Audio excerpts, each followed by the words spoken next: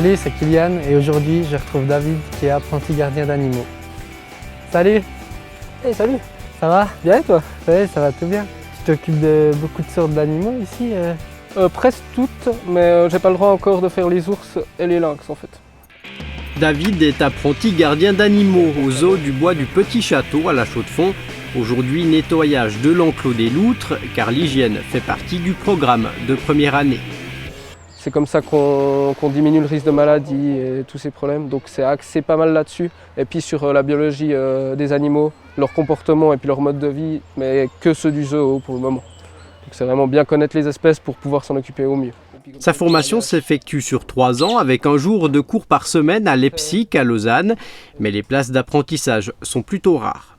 Beaucoup de gens ont de la peine à trouver des places dans ce métier. Et puis il y en a beaucoup justement qui prennent des places qui leur plaisent moins, par exemple en laboratoire, parce qu'ils trouvent que ça. David est chanceux et il le sait. Le site est vraiment complet pour la formation de gardien d'animaux, justement avec la présence du vivarium, du zoo et d'une station de soins. Si le gardien est passablement autonome, certaines activités sont obligatoirement encadrées, comme c'est le cas pour le nettoyage de l'enclos du lynx. C'est quoi la première chose qu'il faut faire avant de pouvoir rentrer? C'est justement déjà trouver le lynx qui se trouve dans la cage. Ouais. Et puis pouvoir en fait l'enfermer d'un côté pour qu'on puisse rentrer. Et puis pourquoi on doit l'enfermer?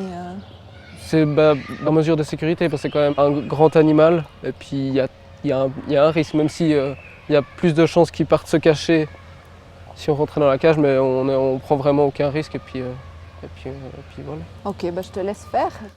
Accompagné, David fera le tour de l'enclos pour ramasser crottes et restes de viande. Ensuite, passage en station de soins où il y a une buse blessée à soigner. On voit bien, elle a une grande blessure au niveau de la tête. Le vétérinaire l'a déjà vue 2 fois. Je lui en mets encore un peu. Oui, il faut bien badigeonner partout parce que c'est en train de repousser depuis dessous. David préfère savoir les animaux dans leur milieu naturel, mais pour lui, les zoos ont malgré tout une utilité. Ça sensibilise les gens. Les enfants par exemple qui viennent là, ils vont peut-être tomber amoureux du lynx, des ours. Puis c'est comme ça qu'après les gens prennent conscience de ce qu'il peut y avoir autour de nous dans les forêts, puis ils pensent un peu à la protéger. Jeudi prochain, on prépare le passage du Père Noël avec Johan.